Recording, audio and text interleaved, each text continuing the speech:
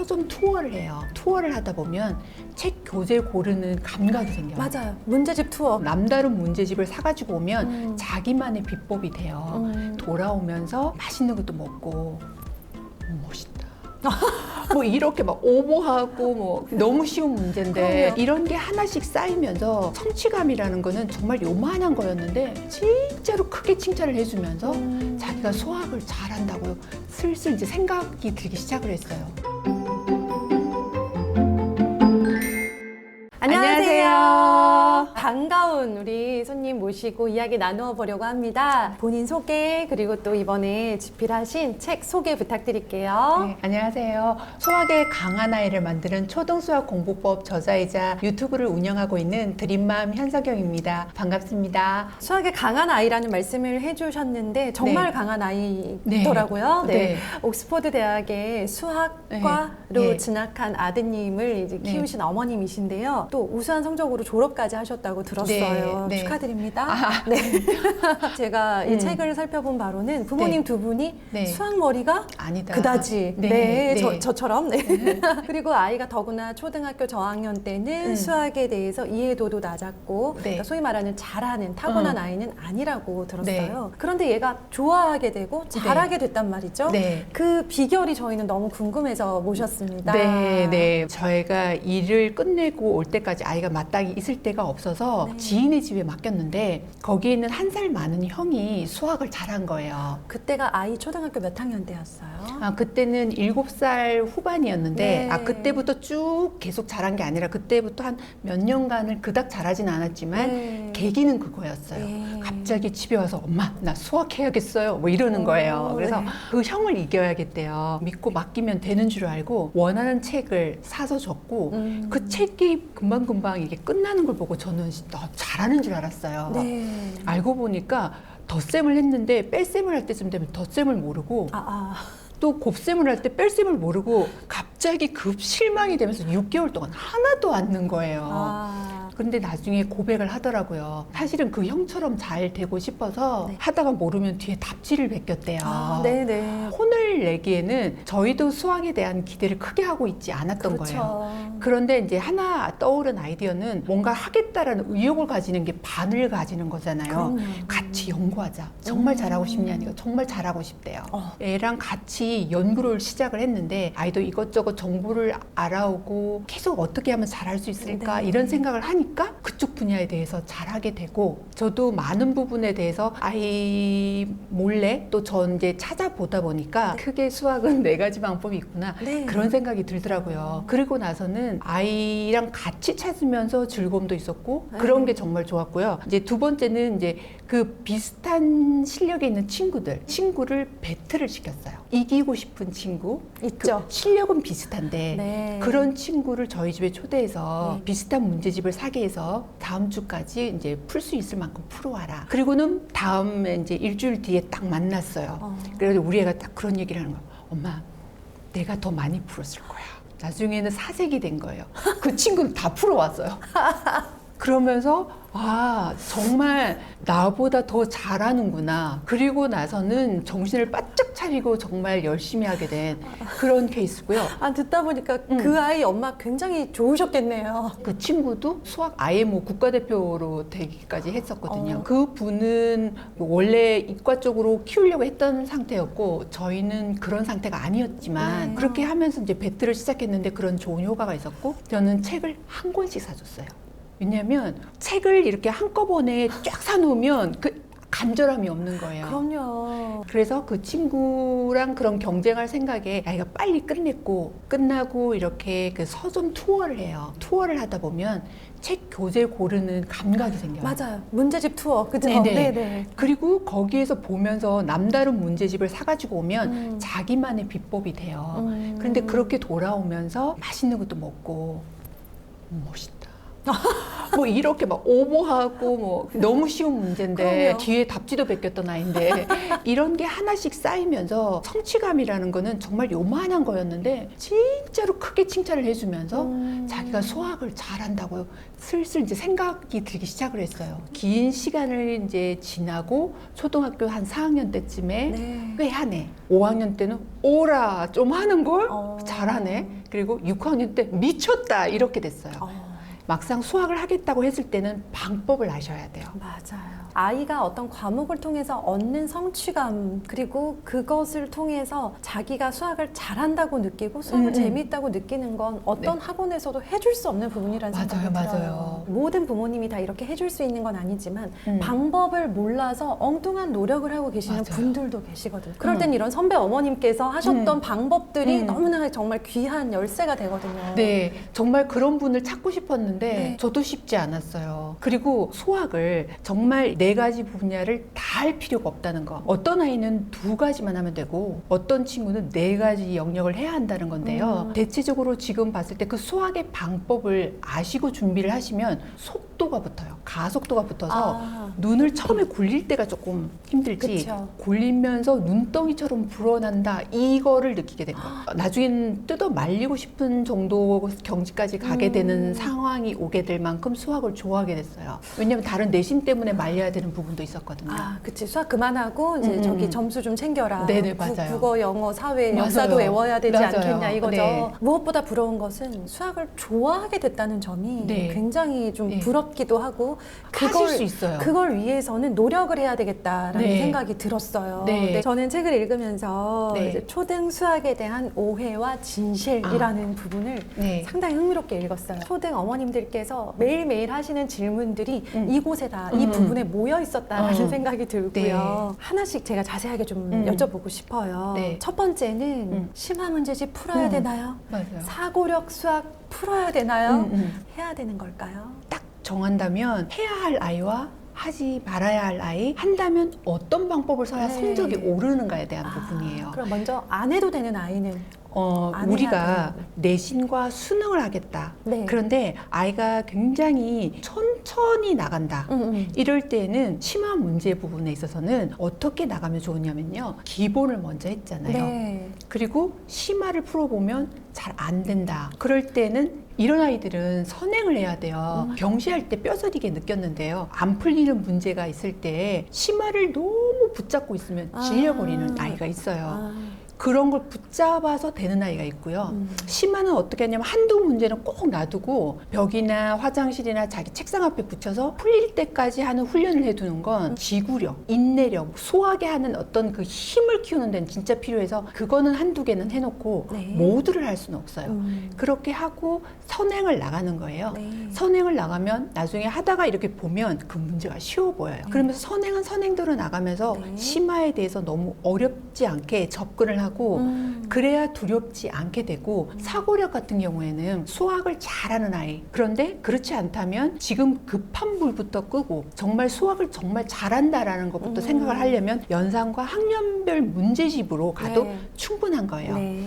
그래서 사고력은 초등학교 한 6학년까지 주 1회씩 사고력을 했었고요. 네. 저는 1031로 좀 늦게 시작을 했기 때문에 빨리 풀어보고 그걸 모르는 건 인강으로 이렇게 네. 몰아서 했었어요. 그리고 3개월 정도 이렇게 사고력 학원을 다녔거든요. 네. 근데 사고력을 뭐 많이 해야 된다, 뭐 해야 된다 그래도 절대로 그렇게 하지 마시고 네. 정말 수학 쪽 분야나 이공계에 이렇게 깊이 있게 가겠다. 그런 아이들에게 필요한 거다라고 네. 말씀드릴 수 있어요. 이런 아이들에게는 선행학습이 약이 된다라고 하는 사례 어떤 게 있을까요? 선행은요, 시간 보험이라고 생각하시면 돼요. 고등학교 때 나중에 가보시면 깜짝 놀라시겠지만 공부 잘하던 아이들이 갑자기 자퇴하겠다, 휴학하겠다 이런 막 얘기가 나오는 건 자기가 잘했는데 고등학교 가니까 정신이 하나도 없어.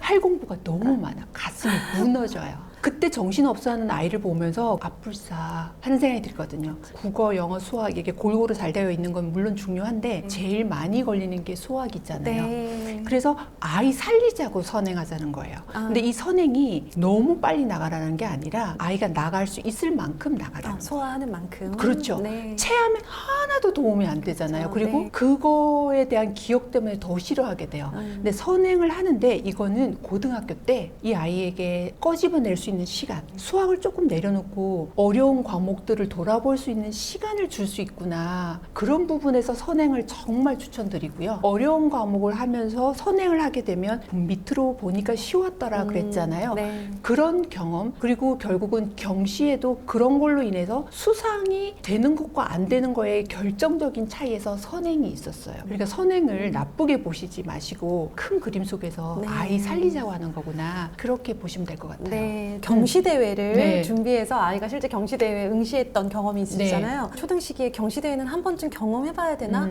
언제, 어떻게 경험을 해보면 아이한테 약이 될까요? 초등 경시도 약간 중독성이 있는데 네. 두 가지로 나눌 수가 있어요. 잘해서 더 잘하고 싶어서 그쪽으로 막 빠지는 아이. 학교 수업보다는 이걸 더 중시하게 되는 상황이 생기는 경우가 있고 또 한 가지는 경시를 하다가 봐, 나 수학 못하잖아. 네. 수학 포기 가는. 그렇게 되는 경우가 있기 때문에 간을 좀 보셔야 해요.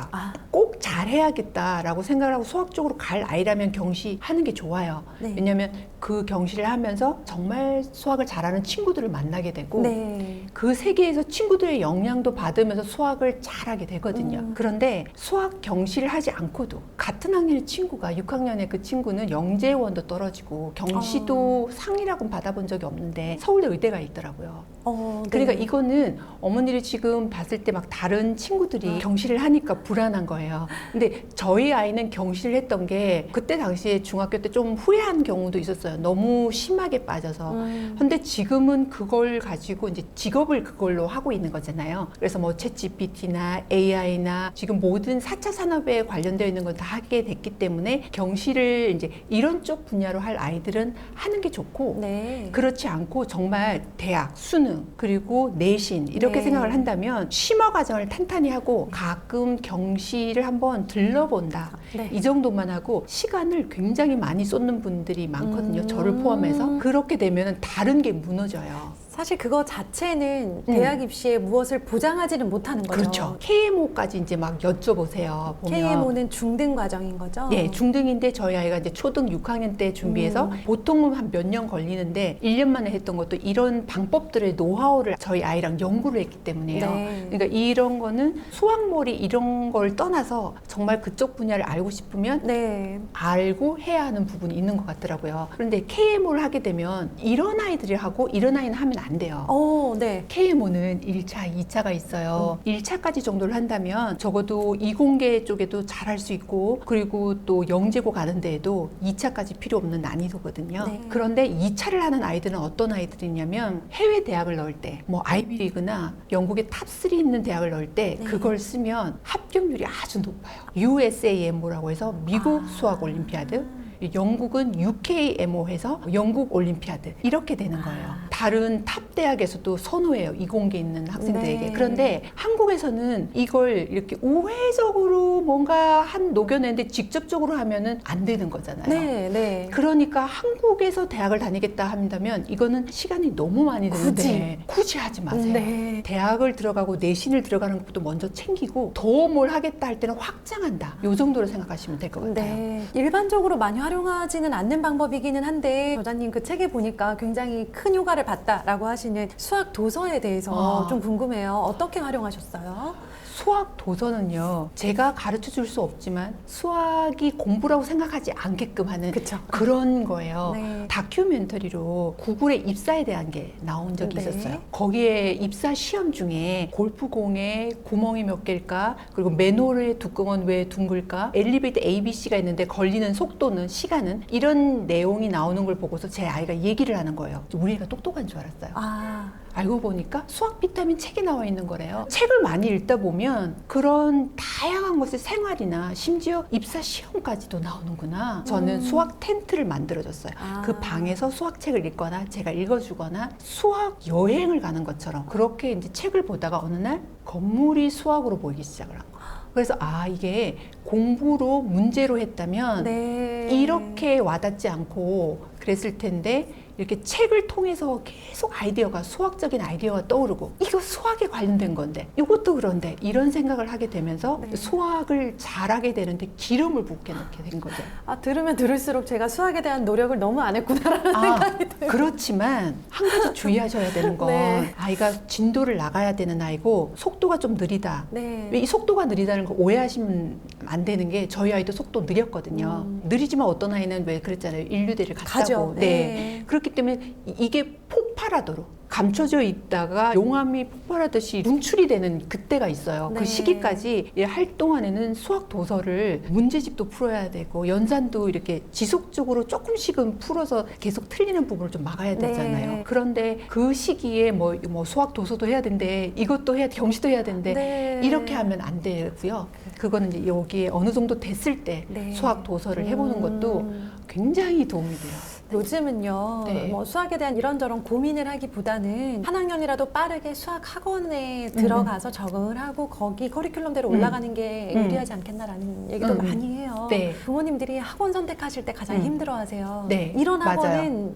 피하세요라고 하는 어떤 좀 피해야 되는 학원 스타일 있으면 알려주세요. 그 전에 네. 한 가지 팁만 말씀을 드릴게요. 왜 우리 아이가 이 과목을 잘한다 하게끔 생각하게끔 만들어주고 학원을 보내야 해요. 적어도 어떤 목표하는 어떤 학원을 보내겠다 할 때는 적어도 레벨을 좀 높여놓고 그리고 보내면 친구들도 꽤 괜찮은 친구를 만나게 돼요. 열심히 하는 친구들. 열심히 하는 네. 친구들이 어떤 학원보다도 지금까지 돈 안 들이고 성적 제일 좋았을 때가 열심히 하는 친구들이 주위에 있을 때였어요. 그랬기 때문에 그렇게 하기 위해서는 그 이전의 작업이 나는 공부는 잘해 라는 착각을 일으키게 하기 위해서 네. 전 항상 그 학원을 보내기 전에 워밍업으로 좀 공부를 미리 조금 했어요.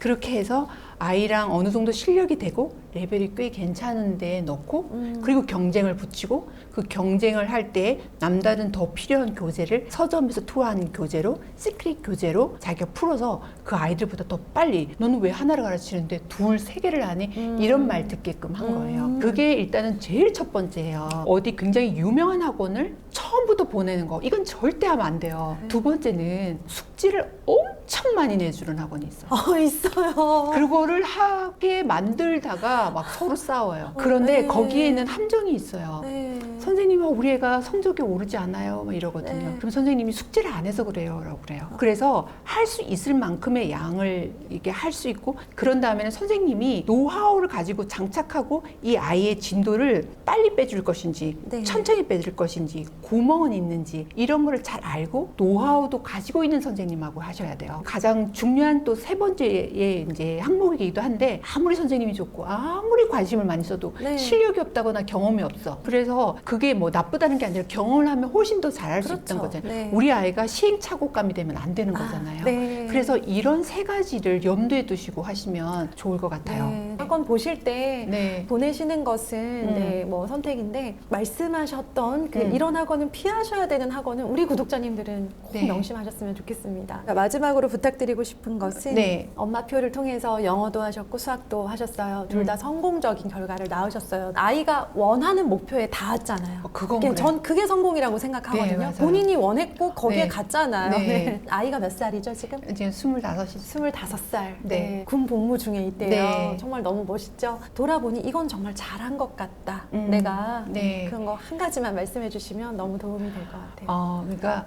환경 탓을 하지 않고 환경을 만들어주는 거. 그리고 나중에 그 환경을 만들어줬을 때 초등까지는 잘 따라오는데 네. 중학교부터 어려워요. 그렇지만 그 꿈을 내려놓지 않고 네. 끝까지 붙들고 가준 거. 그래서 나중에 제 아이도 자기를 포기하지 않고 끝까지 네. 그 꿈을 가지고 이게 안 되면 이 환경이 안 되면 이 환경을 해서 아이가 꿈을 놓지 않도록 주변에 아이가 꿈꿀 수 있도록 그 환경을 만들어주고 그런 친구나 멘토를 늘 이렇게 주변에 있게 머물게 네. 하도록 애써 만들어준 거. 그 부분이 지금 제가 생각했을 때 그거는 좀 잘한 것 같아. 네. 여러분이 그냥 주변에 늘 공부를 하는 아이들이 있다면 이런 부분이 정말 필요하다는 거. 아이가 변해요. 의도적으로 아이를 위한 환경 환경을 위해서 노력을 하셔야 된다는 거죠. 네. 그것이 반드시 효과를 볼 수 있다는 거죠. 네. 그리고 꿈을 포기하지 않고 정말 할 수 있다라는 걸 보여주고 그리고 매일 기도는 했죠.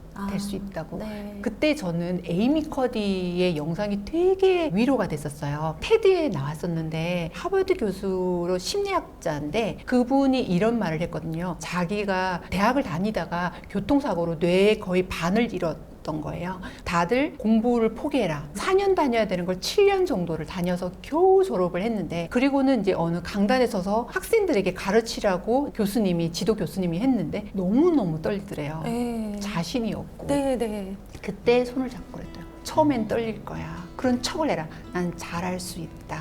난 잘할 수 있다. 네. 그냥 잘하고 있는 것처럼 처음엔 연기를 해라.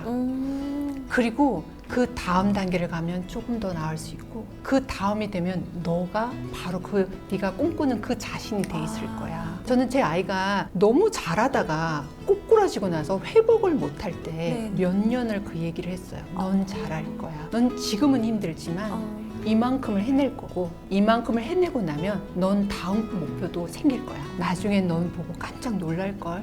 얼마나 멋있는지. 지금은 좋은 엄마, 완벽한 엄마가 아닐지 모르나 그럼요. 그렇다라고 나는 그런 척을 하는 것도 참 도움이 되겠다. 그럼요. 네, 그럼요. 굉장히 훌륭한 어머니야 라고 맞아. 네, 그러면서 점점 나아질 수 있겠다라는 생각이 들었습니다. 그럼요. 당연하죠. 아이와 저희는 닮아가면서 성장하더라고요. 네, 그러니까 아이의 성장을 원하신다면 네. 엄마가 성장하고 계시면 좋겠다라는 네. 생각을 해봤습니다. 오늘 나와서 정말 좋은 이야기 많이 해주신 우리 선배 어머님 감사드리고요. 네, 감사합니다. 네, 앞으로 채널과 그리고 또 책이 많이 사랑받기를 진심으로 바랄게요. 감사합니다. 감사합니다. 감사합니다.